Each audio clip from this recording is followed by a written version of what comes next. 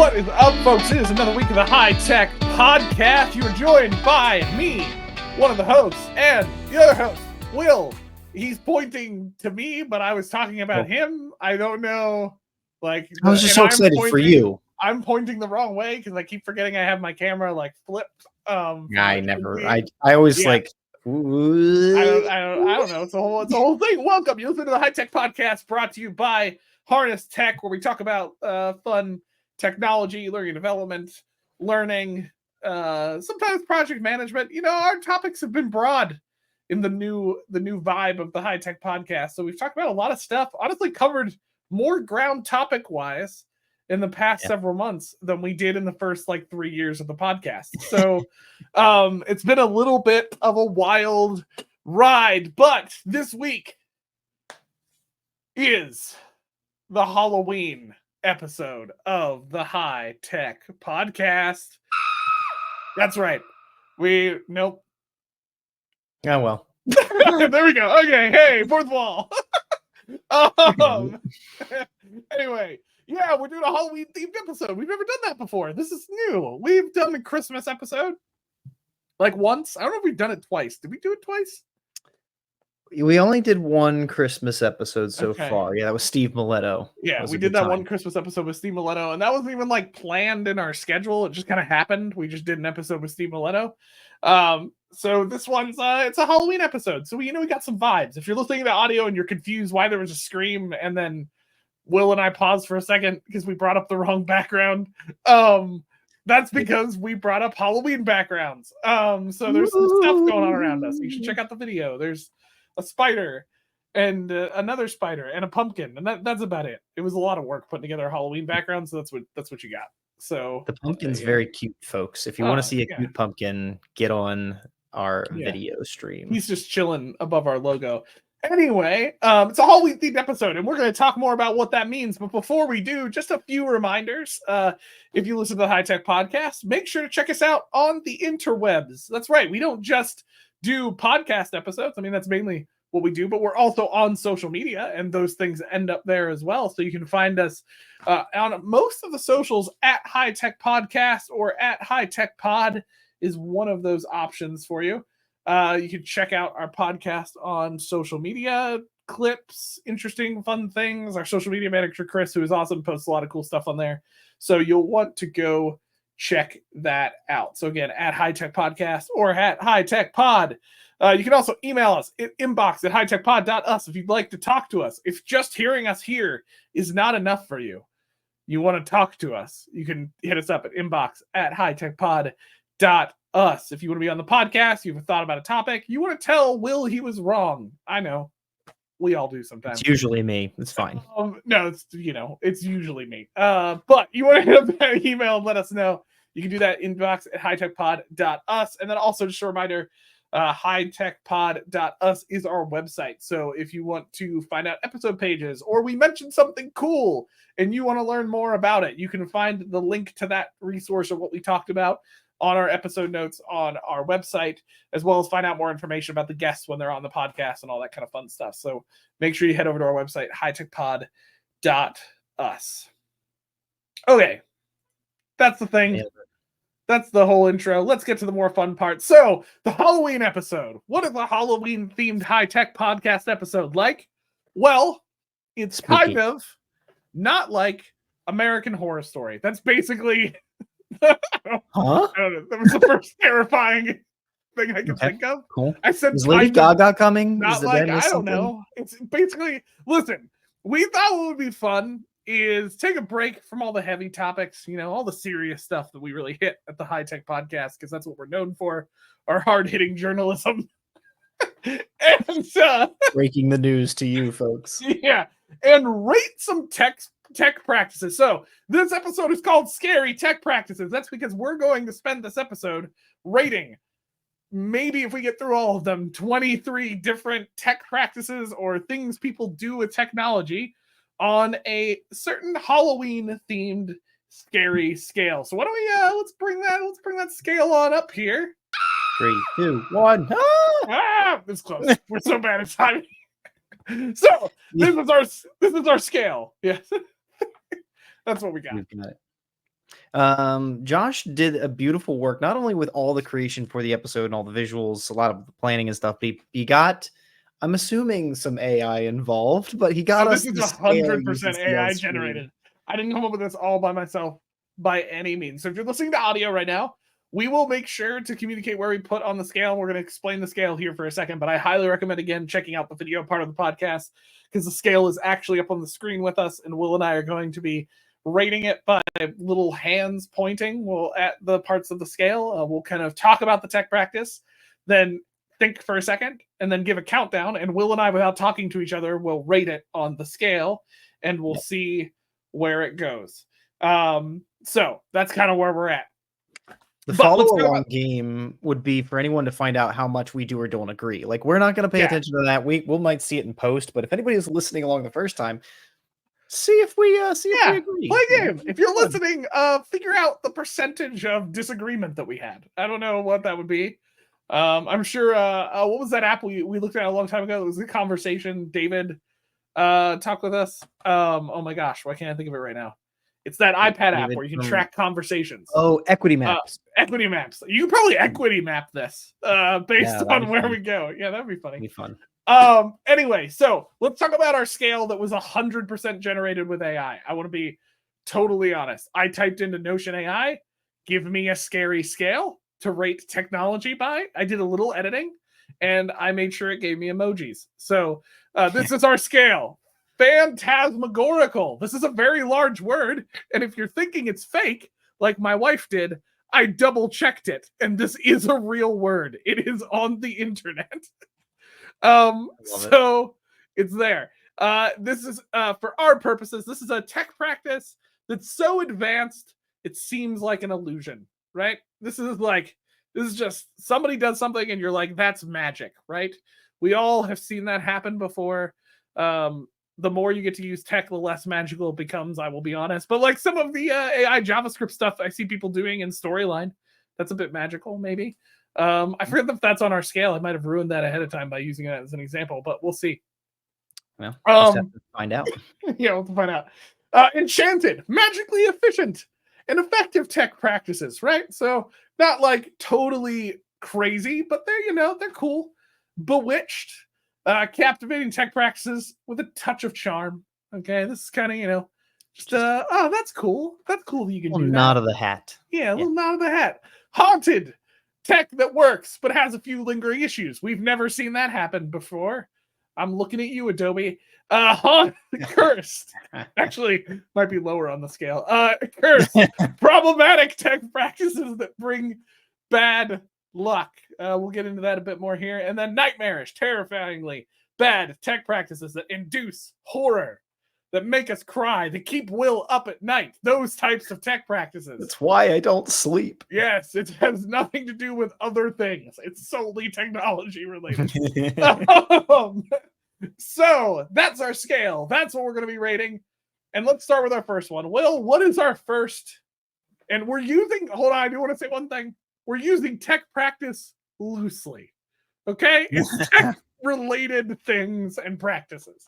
So that's all. That's all I have to say. All right. So I'm adding a component in here, but we'll have a second here, right? Like we're gonna cue each of the things. Everybody's gonna get to see them, and then we'll do our debrief and go for it. So the first one up is using Mac. Okay. Ooh. So we've got that one on the board. I don't think Josh and I need that long to think about this one, but the idea behind using Mac is just like people who use it at all in general for functional things. So where would you rate this tech practice, Josh? Man, yeah. Well, we have such a nuanced rating scale. It's important to think. I think I've got where I'm at on this. I think. You ready? I think I've figured it out. Yeah. Let's do this. 3, 2, 1. I did bad things. We're so bad at this. Okay, hold on. Okay, I didn't follow my own instructions. This is bewitched. I want to clarify that. Okay. All right. I'm good. I'm where I'm at. Let's do this. You do the countdown. It'll be great. Throw it on. 3, 2, 1. Yes. There it is. We do believe that using Mac is pretty cursed and or nightmarish. Josh goes for cursed. I go for nightmarish on this one. Let me explain my reasoning for a hot second, right? Like it's not necessarily terrifyingly bad. I am torn between some things with Mac, folks, on a tech side. Okay, Mac does make very pretty devices. Sometimes I wish that Windows companies or companies that use Windows would give a little bit more attention to just like a really nice looking piece of technology, well crafted. I do think Mac does that, but all the attention that they give to that is meant that somebody in a basement somewhere birthed Safari, and that's why I've given them it first.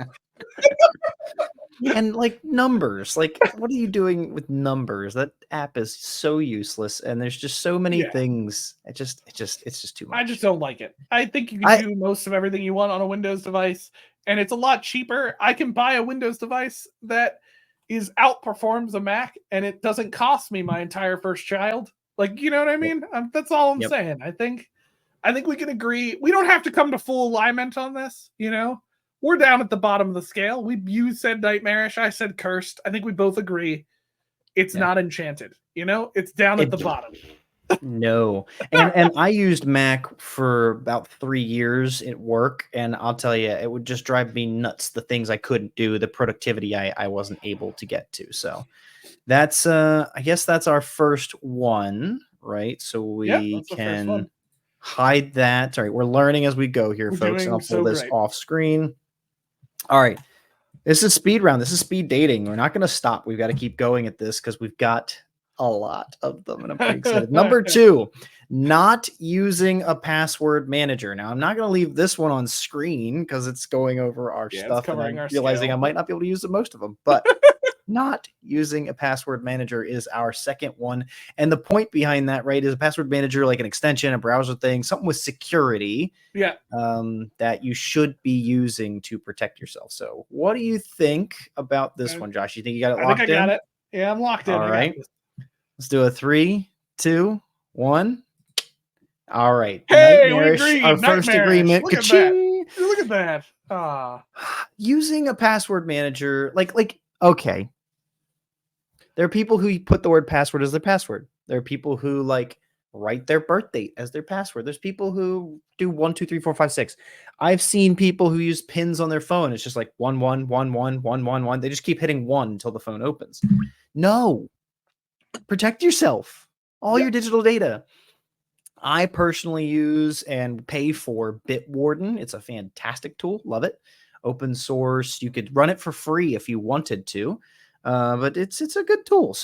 But those folks who are not using it, it's just like you're asking for trouble. And then when you call Josh or myself asking for help getting into your system because you forgot your password, nowadays my first response is just going to be like, download Bitwarden and hit forgot password. I'm done. I'm not dealing with people who don't use a password manager. I don't think it's that easy to. I've been on support calls. I don't know it's that easy to say to people on support calls, but I do it's agree. Not that easy. I think in this day and age, it is a necessity to have some type of password manager tool or system in place. And we, like he said, they personally use Bitwarden. We also use it for the business for Harness Tech.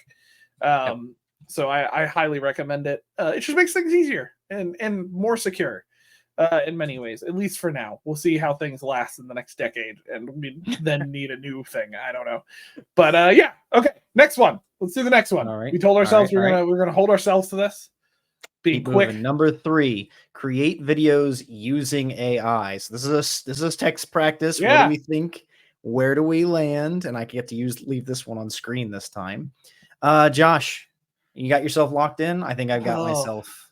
This is a tough. I think I like this. Tough one for me. This is. I think I know. I don't know. I literally have no idea where Will's going to put this on the scale. I don't know. Actually know. This is going to be. I'm excited. Yeah. Okay. I think I'm ready. All right. Yeah, I think I'm ready. 3, 2, 1, go. Okay. Ooh, pretty close. Okay. Pretty close. I know. Now I will say I'm tempted, very tempted to say Phantasmagorical, but I stick with Cursed. I don't like it. And especially with our definition, it can bring bad luck. Like the world for deep fakes and problems like that. Nope. Bad. Yeah, I put haunted because at this point it works, but it has a few lingering issues. We've all generated stuff with AI that it can't pronounce. I'm torn on this one because I very much benefit from being able to generate content with AI, both videos and audio. We have created entire projects off of being able to do this. So I don't feel like I could put it in nightmarish because that's not fair. It's helped me. But it's got some issues. It's got some philosophical issues, and it doesn't work perfectly anyway, My favorite story that I always told, this is not generating audio as much as generating images. I'll tell this really quickly. Will knows this. We had to generate somebody in a wheelchair, and I just typed in what the description of the kid was and should be in a wheelchair, and it put the character standing on a wheelchair. Like it was the complete opposite of what I wanted. It was anyway. So good. Yeah, that's where it's at. All right, I gotta click. Good. Next up, number 4, AI voice generation. So we were specifically talking about videos before. Now we're looking at voice generation. Sometimes these apps work together, but I've already got mine. Let me figure it out. I think I'm locked in on this. Okay. All right, 3, 2, 1. Oh, I went high. You went higher on the audio than the video. Okay, I want a justification, sir. I want defend yourself. I want defense. Why did you go higher on the scale? Videos get connected to and associated with deep fakes and all the scary stuff of what you. So that's it's voice. Ever yes. A phone call. You can.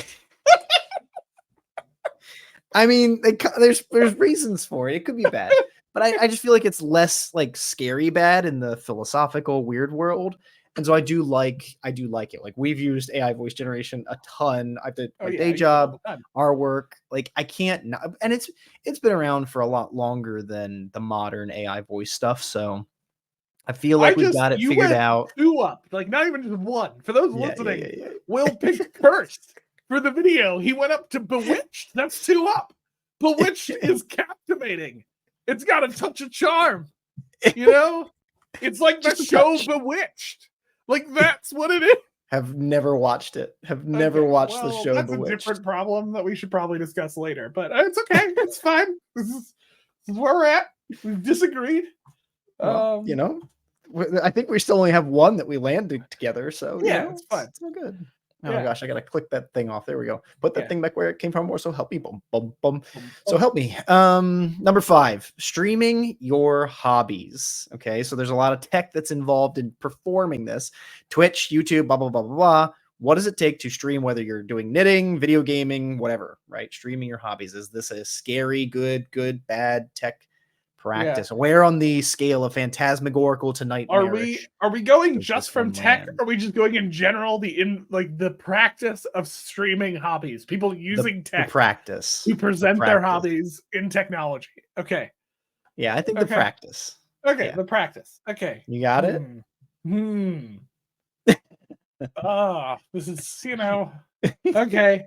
I think I figured it out. Oh, this is actually a little bit tough, but I've got it ready. 3, 2, 1. Ooh. Ooh. Josh goes cursed. I go bewitched. I'm positive he's negative. What do you got? Why would you go cursed? Okay, here's the thing. Okay. Do we really all need to stream our hobbies on the internet?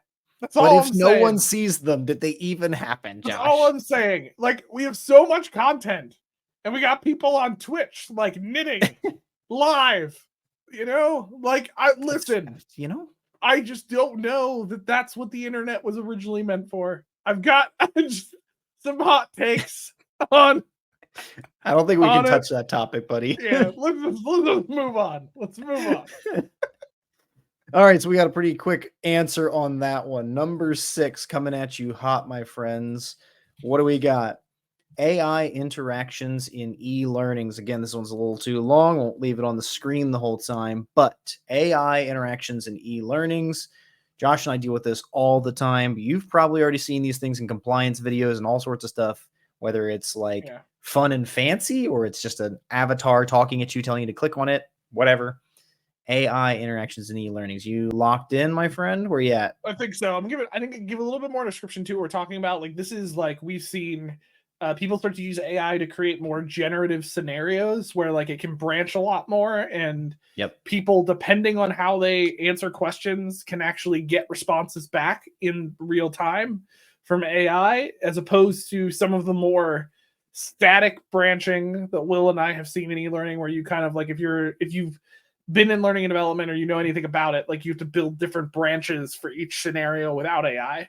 So AI kind of helps that scenario. I think that's mainly what we're talking about in interactions. I'm trying to remember the guy's name. I always forget it. I'm sorry. Chris Hodgson. Chris Hodgson. Yeah, if you're curious, Chris Hodgson, great guy. He does a lot of awesome stuff with AI. This is kind of the practices we're talking about. So are we locked in? Hold on. I don't know if I'm locked in. Okay,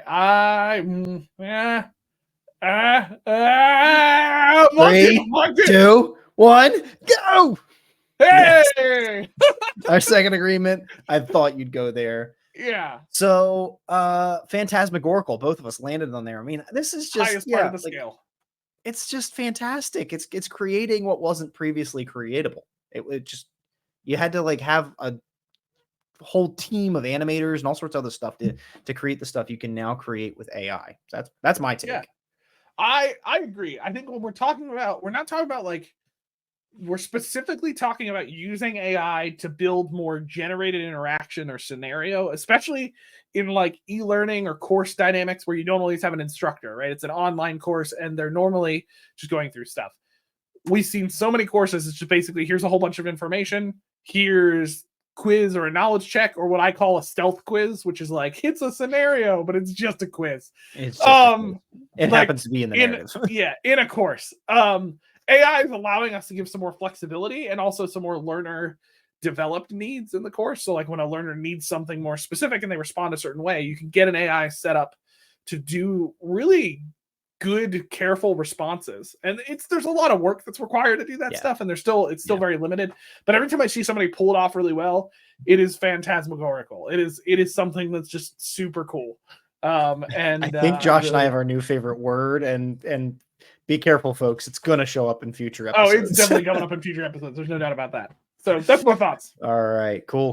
Let's get on to number 7 then. Not using cloud software, right? So this is again a tech practice, not using cloud software, things like Docs, things like Excel, things like Drive, whatever it is, right? Folks who like only will use things on their computers. They won't use Reflection. They won't use Notion, right? These are the folks that we're thinking of. I probably helped generate this one. I'm thinking of specifically people, and there's some people I know who are going to feel called out, and it's fine, who only use static Word documents. Like on their computer, you know what I mean? Like it's stored on their computer. Stop it! So I'm already giving my answer away. Just stop, please. Hold on, let's break. We gotta pick where we're at. 3, 2, 1, hit it. Oh, I went to nightmarish. Will was a little bit nicer. He said problematic tech practices that bring bad luck. I've seen this result in bad luck situations, lost documents, lost versions, whatever. So it's like, but I kind of get it. I keep a lot of stuff on my desktop. That's something we need to talk about later, I think. But that's me. What about you though? You went for nightmarish, like you would stop this altogether. Okay, here's the thing. I get it. Cloud is not a perfect solution. You can lose stuff too. Okay, but like I'm tired of let me find that document in my files, and the person opens it up and it's just nothing but a downloads folder. And see, I'm attacking you now too because I know you do this. Like I just save it for number 18, bro. I know. I'm sorry. I just want one document that we're both in. You know what I mean? Like that's all I want. I want us to both be together in a happy zone. commenting on things, collaborating, not tracking taking changes, screenshots of documents. Like I don't want this world. Okay, let's move on. Move on. I've said my piece. Keeping with this though, next topic up is escaping the cloud. And to make this clear what the difference is from 7 to 8. One of our favorites, 37 Signals, is a great movement of this. They have something called once.com. They've started to go back to pre-SaaS sales, actually just selling you a software and letting you buy it and keep it on your computer, right? And for those listening who aren't necessarily in tech world, like what Will means by SaaS is it's called software as a service. And that's like Adobe, right? Is software as a service. You buy a subscription. Most softwares today in the modern age, that's how they work. Softwares we love. Notion is that way. Canva is that way. You pay a subscription. 37 Signals is part of they call it kind of the once website. We've talked about it before, where they're trying to they're not saying you don't put stuff in a cloud. They're just saying you don't give that ownership over to somebody else and keep paying every month. Like that's kind of their dynamic, right? And so they're trying to get people out of that and back to a world previous to that. So where would we rate that tech practice, that idea on the scale? You're locked in? Okay. I am locked in. I think I'm good. Oh, you're lower than me. I went Enchanted, you went Bewitched. Tell me. Right. Tell me why you went Bewitched. So I actually love SaaS functionality. Like you subscribe, you have equal access all the time. You go to it anywhere, it's a great thing. But I do love Camtasia as an example of having that software on my computer. And it's just mine. I don't need to do anything with it. Now I don't get all the new features, blah, blah, blah. You got to buy up. And Camtasia is actually one of those examples where they're moving to SaaS. But I think that this escaping the cloud approach is that just like a little touch of charm. It's like, oh, we're trying to get retro. It is the record player of internet software sales. We don't need to do it anymore, but we can. And it's kind of like an attitudinal thing for me. I got caught on the touch of charm element. Yeah. Touch of charm. Okay, I see. I think I put Enchanted because our words say magically efficient and effective tech processes. Yeah. I would argue that 37 Signals is trying to move this direction because is it needed, Will? Are so many businesses spending absurd amounts of money on subscriptions for softwares that didn't change barely at all? That's right. I'm looking at you again, Adobe. I hear you. I don't know. We don't have to go much farther than that. That's my thought. No, that's all right. I mean, I think it's an important thing. It's all good. Now, this next one's folks, there were themes. There were definitely themes as we were working through this. You'll see chunks of these, but this next one, some of these come up like stuff we deal with in our work, but this one is absolutely my family and things like that. Ignoring software updates. I'm a guy who literally bring my phone up and some people are sitting there scrolling on, Instagram, whatever, the trolling, right? I love how for a second you had no idea what to say. You were like, what do the kids scroll on these days? What are those kids doing? What are they doing? The MySpace? I'm just a skeleton. MySpace. Actually, I gotta know. Is that actually an app still? So, but I will, while people are doing that, pull up my apps and just check for updates. That's a thing I do. Really? As an activity. Yes. You can set it to just automatically do that. You don't have to do it yourself. Shh. Guys, fam, it does exist. MySpace is still an app. Oh, it's still fun. an app. Anyways, you heard it here first. So ignoring software updates. This one is one of those things where it's they're important. BIOS updates, firmware, software, you need to get the updates. It is going to give you maybe new features, bug fixes, security. It's important. And yet I will look at my mom's phone and it will have 60 updates that it needs. Yeah. I'll look at my uncle's computer and it's you got 3 updates going back 8 months, which means if you do 8 months ago, it's gonna cascade more and more updates. So I think that this practice, I'm locked in. Let's do it. Yep. 3, 2, 1. Yes, perfect. Oh wait, I picked the wrong one. Hold on. Oh no! My cursor went down one when I hit it. There it is. I meant to pick cursed. We're not in agreement. Will says nightmarish. I say cursed. Will, do you want to hear my logic? Horrifying. You hear yes, my logic? I do. Yeah. I want to note cursed still says problematic that brings bad luck. Not good. You're not like, oh, I'm cursed. Right. Right. You know, it's still a bad thing. I would just like to say that sometimes you don't always want to run an update right away as a PC gamer. Oh. Okay? Sometimes you can run like graphics card updates too soon and it breaks a whole bunch of things because they didn't test it. So I have a policy. Generally, I wait 2 to 3 weeks before running computer updates to make sure there wasn't anything that somebody discovered in those first couple weeks that breaks things. Windows does this too. They'll do some new updates and it will break other things that I didn't want broken. So you're the guy who will wait for me to go break my stuff and then 100% tickets, and then you'll start to use it yourself. Yep, that's what I do. I see. Yes, but I still am cursed because leaving your stuff out of date for quite a while, just stop doing it. It's why you have problems. The amount of support that I had to do for students and faculty that would be like, this thing won't open. That's because you haven't updated Google Chrome since the day Google was fighting Ask Jeeves. Okay, like that's the last time you updated Google Chrome. You do need updates. It is okay. Updates are important. There we go. All right, number 10. Let's hit it. Not reading your emails. If your inbox, sir, or madam, or they, them. Yeah. I respect all people. Whatever you'd like to be. If your inbox says 10,634 unread emails, please stop. Just frankly, delete them. Delete them all. I feel like delete you're giving your answer away now. Oh, I'm sorry. Yeah, we gotta rate it first. I put you at the top. But can we rate it first? All right. Hey, what you want? You got it. You locked in? Yeah. 3, 2, 1. Oh.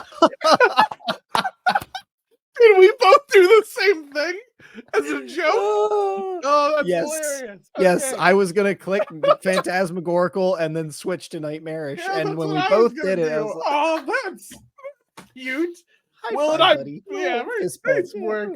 Will and I both gave it the phantasmagorical rating as a joke, intending to mess with the other person and then switch it to nightmarish.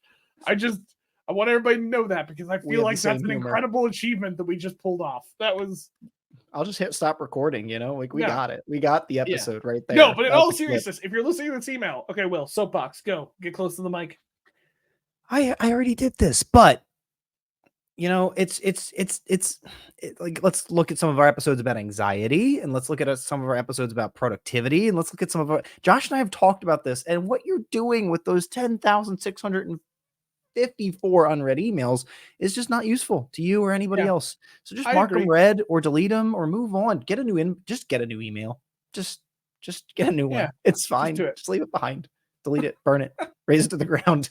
Raise it to the ground. Oh my gosh. Yes. Okay. We have talked about that a lot. You can go listen to Get Outside of Your Inbox a couple episodes ago. I don't remember what number that was. I have not looked it up. And we're too far in. Episode title. What a great episode. It was a great episode title. That was a solid title. You did it. While we're doing that, let's talk about the next one. AI text summaries for online forums / discussions.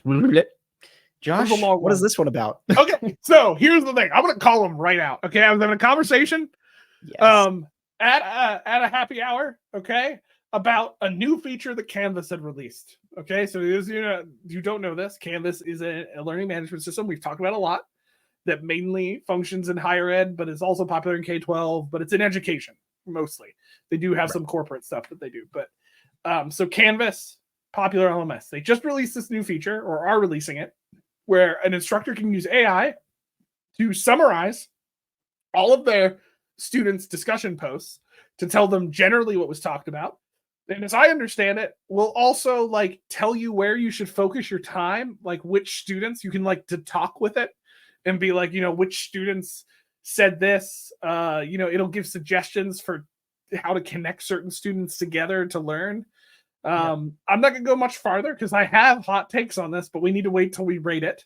All right. Before we talk about it. So that's the feature. Okay. All right. That's what we're talking about. You locked in? I've got it. You get? Yep. Let's do this. 2, 1, go. We're super divided. Okay. Controversy. I couldn't go phantasmagorical because I do have some like pedagogical issues with it. I think functionally the practice itself, cool, interesting, but I need to know, why are you on the nightmarish? Yeah. So for context, folks, Will picked enchanted, which is the second highest. And I picked the nightmarish, which is the bottom of the scale for those listening to audio. Okay. Why I picked this. Here's my deal. Okay. I have a hot take of maybe we shouldn't use the AI to take away the human creative component involved in work. And we should do it to get rid of the stuff that is monotonous and is not human. This might go to our human tech series that we'll be talking about next after this episode. But this is my hot take. And for instance, an instructor engaging, while it takes a lot of time, I'm not disacknowledging it doesn't, but it takes a lot of time of another human reading another human's response and trying to understand it so they can give intentional, thought through feedback to each student they were working with. I don't think having a robot in between those places is a great idea. I think it further departs an already tough environment, especially in online courses, from the instructor, from the student. So that's my hot take.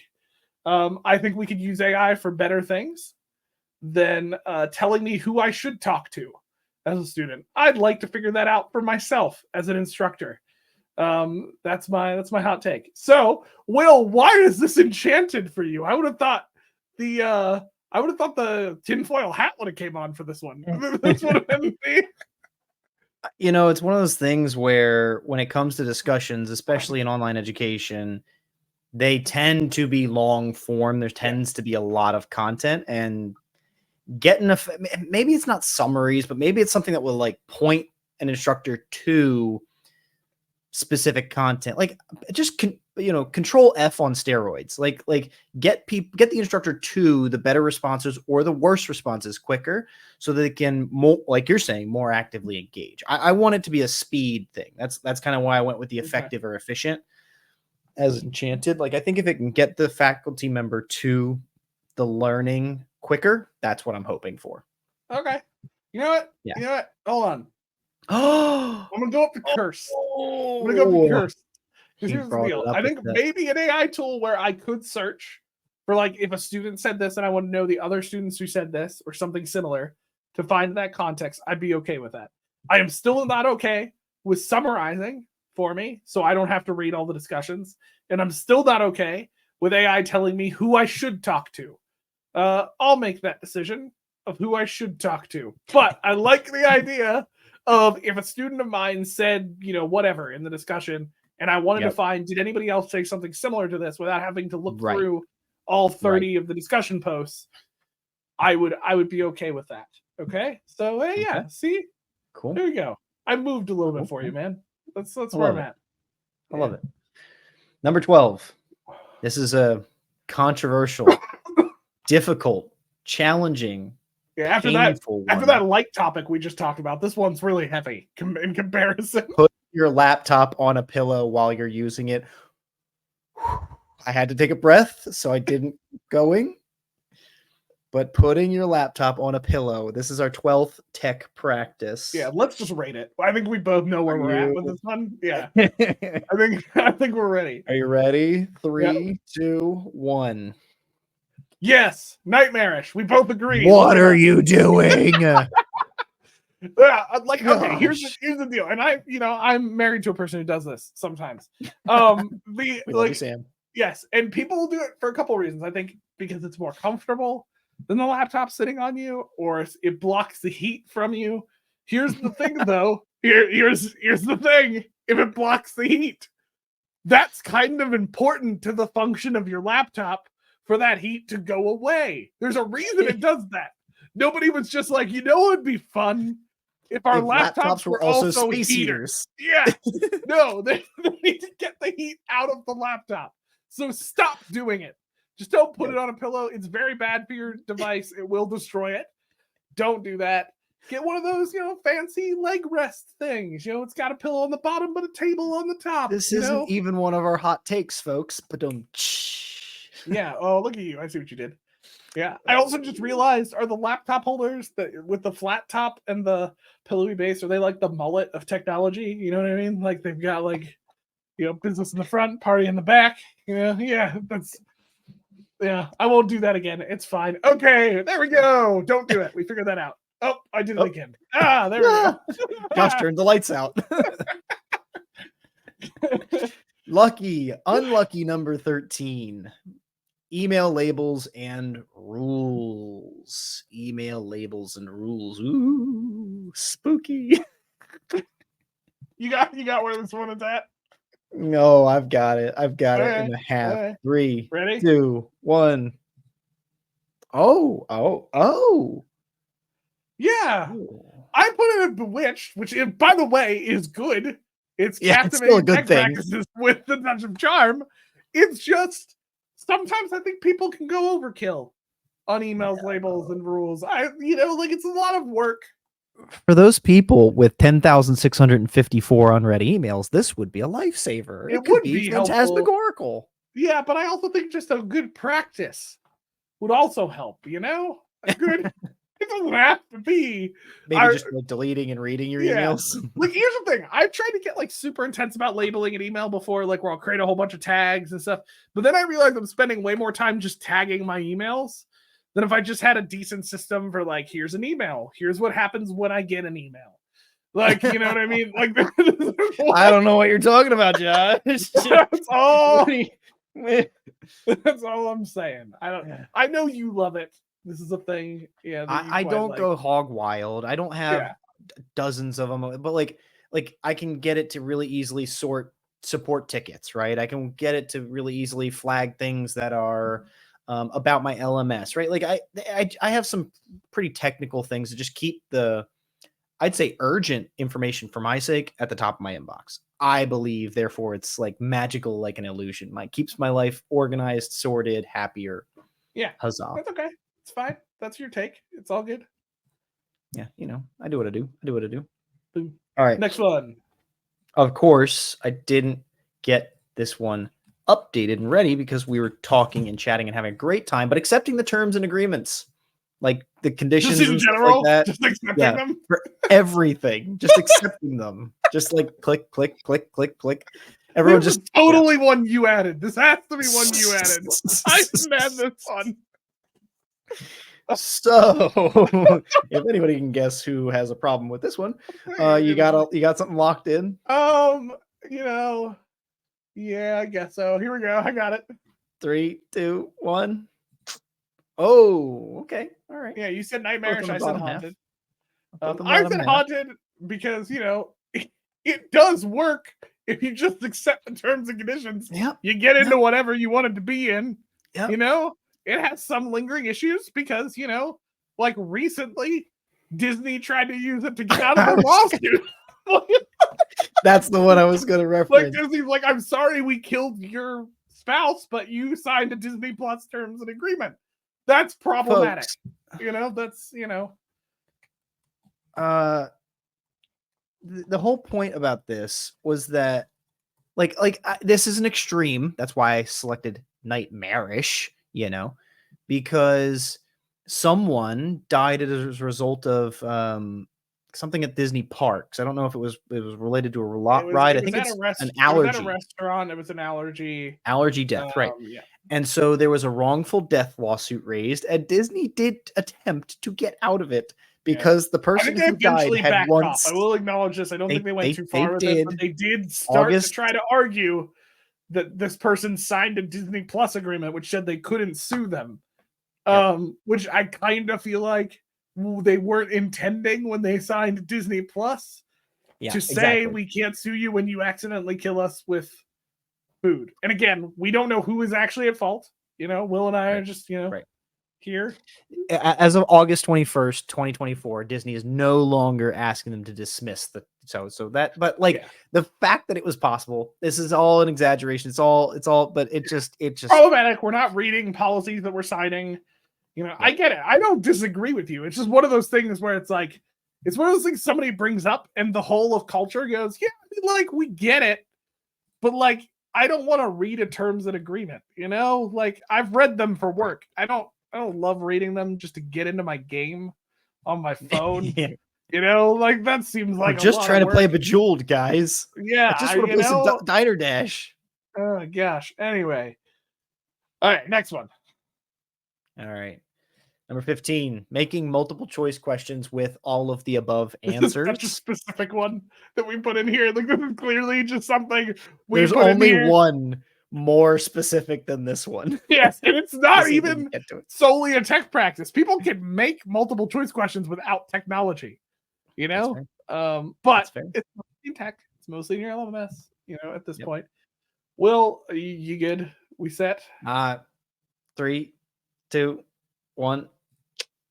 Oh, that's surprising. I didn't really know which one to pick. It's fine. Yeah. I'm gonna go cursed. I want to be on board with you. I was kind of just like, it's bad. I don't know how bad. I just know it's bad. Yeah, it's a pedagogical nightmare. Like I don't know. Like it's cursed. It's bad. Changing. I already changed. In my opinion, anytime I see an all of the above, I just think it's correct.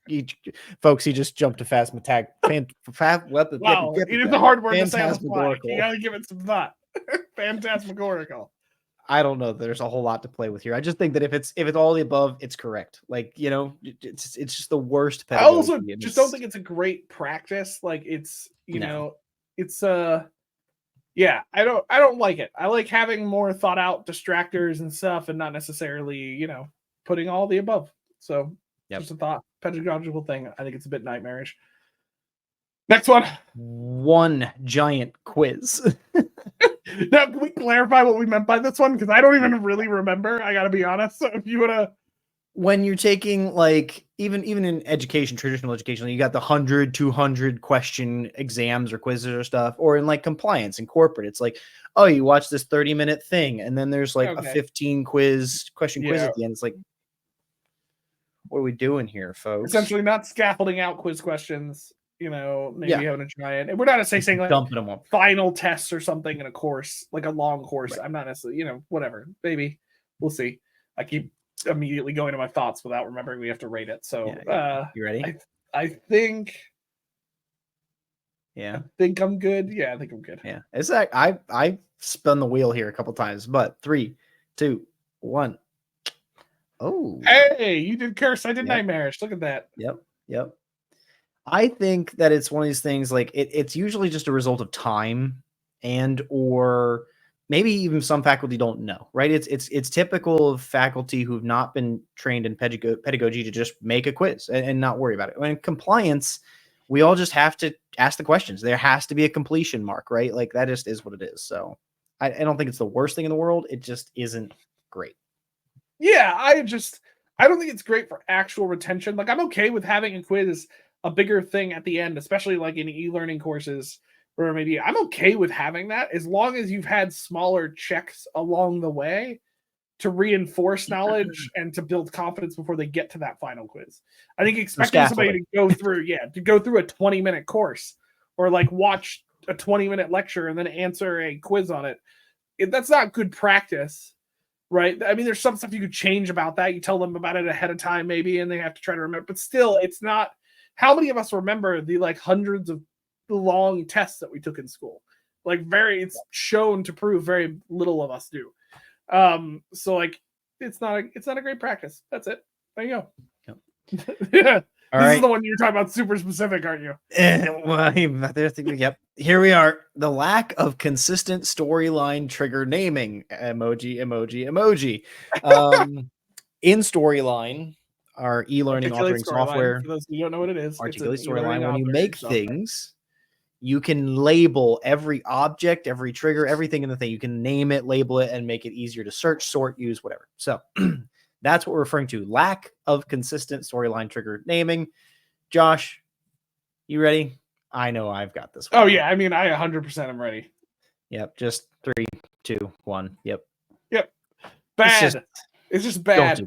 Don't do it. Like, here's the deal. Triggers, there's a lot of different places they show up, right? And we're not going to go through all the details of how they work in storyline, but essentially, for those of you who don't know how to do storyline, it's what a storyline developer will use to say, do this in storyline, right? It might be like a button does something when they click on it. It might be an interaction, right?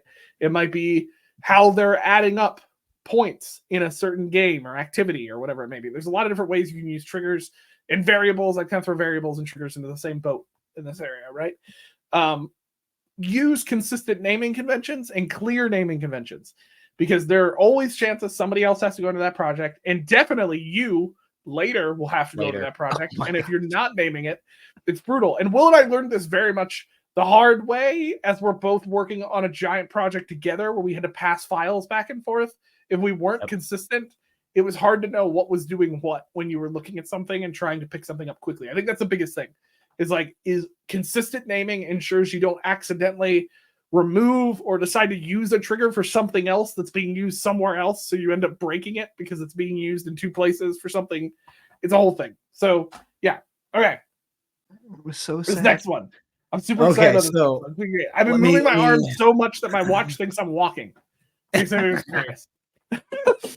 All right, let's put this up here. Saving everything to your downloads folder. Josh literally wanted to attack me. So, what do we?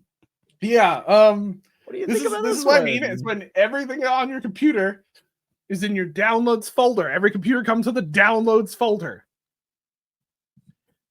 and it's only there that you put files. It's one place. It's a tape. You locked in, Josh? You locked in? I am locked in. 3, 2, 1. Of course you put phantasmagorical. How dare you muddy that word with that type of practice? I'll back it down. It deserves more than that. Josh went for nightmarish. I went for phantasmagorical, and then I backed it down to a good old bewitched. Josh knows this even of Notion. He's like, dude, this file's into this place under that project and this thing in Notion in our data. I'm like, Control P, search. I search it, but I search everything. It makes it easier to categorize and locate. It also effective means your titles. Folder is going to take 18 billion years to load because it's got the entire archive of your life in there. It's one place, and in my mind, one place to rule them all, Josh. One place. We'll get there. Okay. But in my mind, I see this most often with a nice old lady, usually named, Eugene or Eunice. That's Eugene's. Eunice. Yeah, Eunice. Eugenie. Whatever. And all of her downloads, all of her files are in her downloads, and she doesn't organize them like Will does. And so it's like, I don't know where I saved my paper.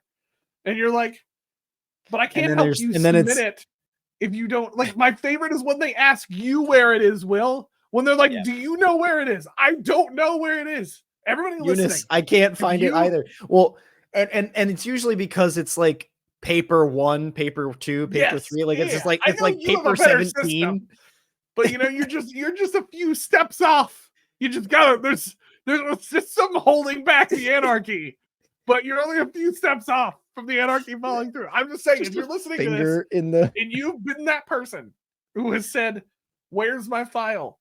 This is what you did. You invited somebody into your house and then you asked them where your shoes are. That's what you did. It's not, they don't know. They just showed up. They just got here. What shoes? They don't know. They didn't even know you had shoes until you mentioned them. Sorry. Okay. I'm off this analogy. Let's move on to the next one. Only using one application for all purposes, Josh. I feel like we started to get vengeful at the end of this list. You got what you want? You got it? Yeah. I'm good. Okay. 3, ready? 2, 1. Oh, you put it up higher. I thought you could put it down lower. I do think like if you can find the right tool and it does the right things, Mazel tov.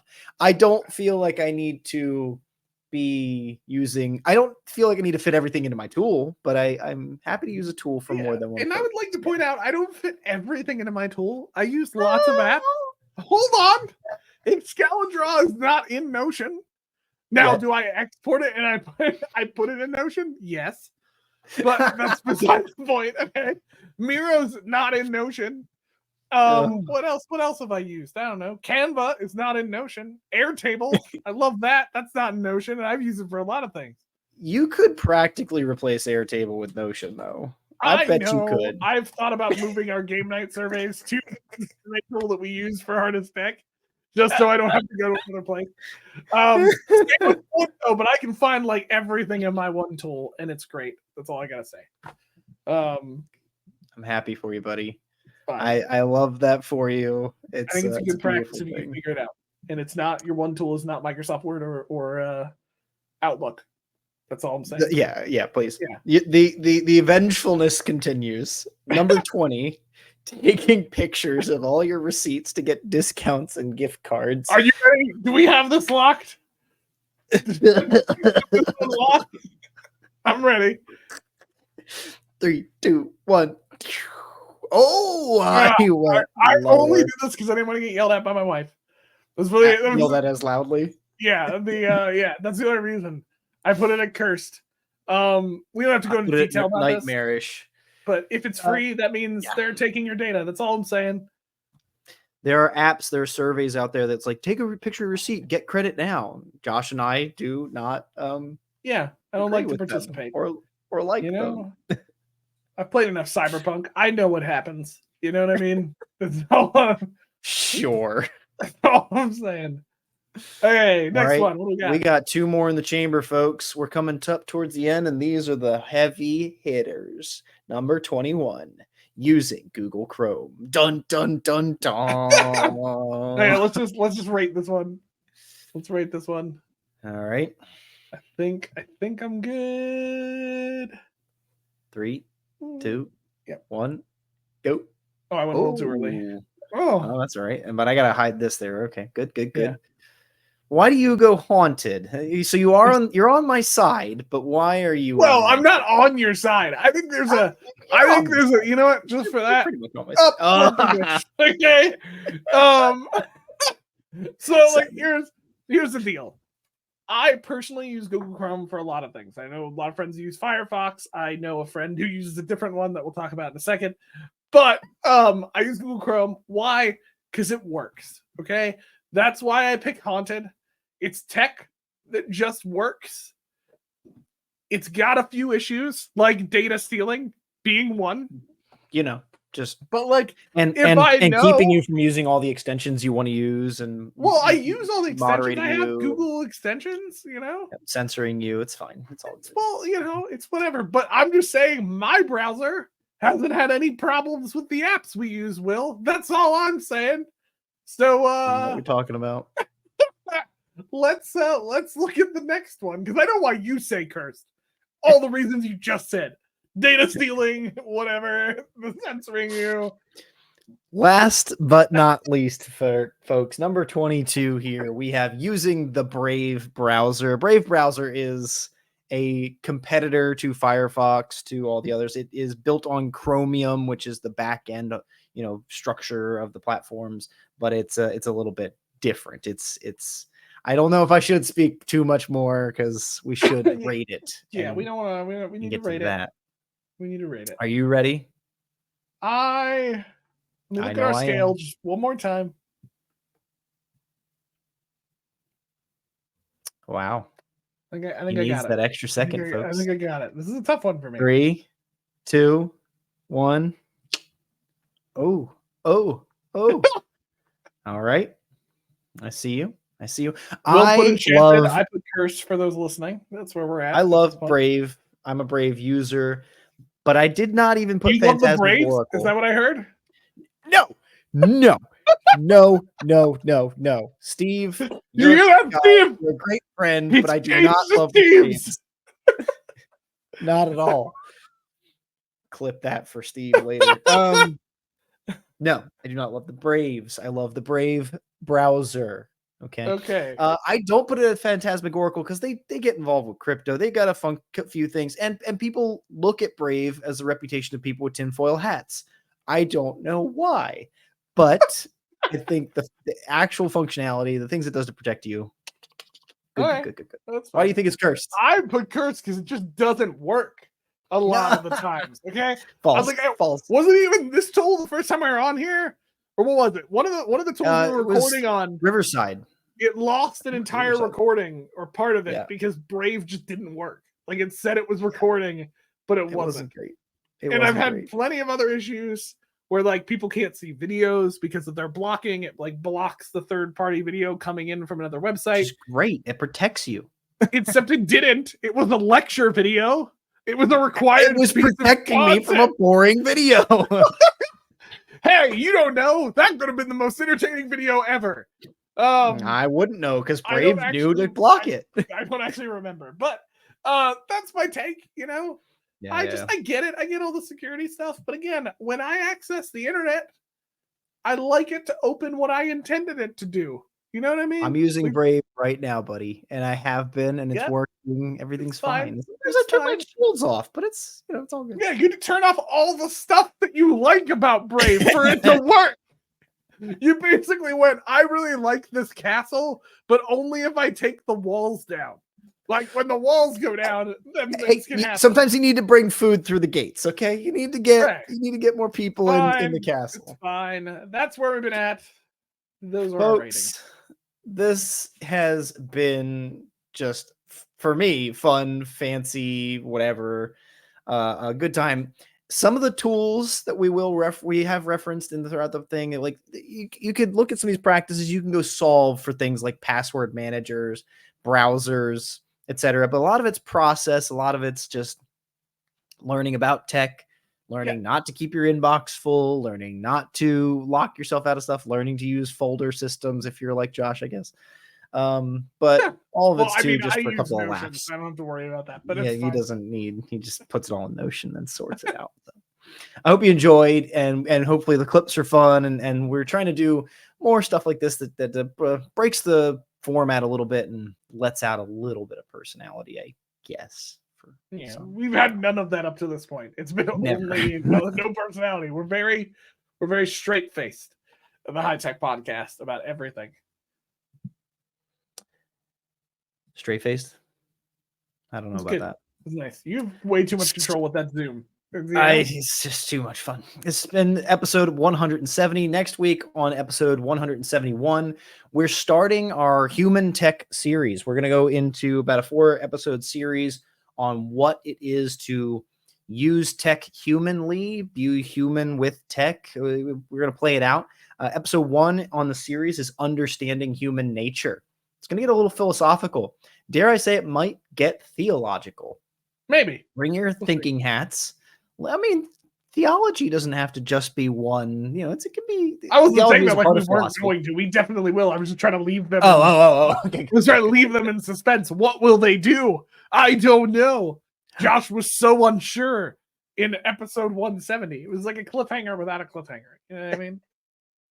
Story. As always, folks, you can find us on the socials at Hitech Podcast or Hitech Pod. Email us, inbox at hitechpod.us. Head over to our website for all of our socials, all of our contact info, our affiliate information, our episodes, etc., all of our friends of the podcast at hitechpod.us. This has been a wonderful Halloween episode. Thanks again to Josh for all the fun visuals. I hope you enjoyed the jokes, the laughs, etc.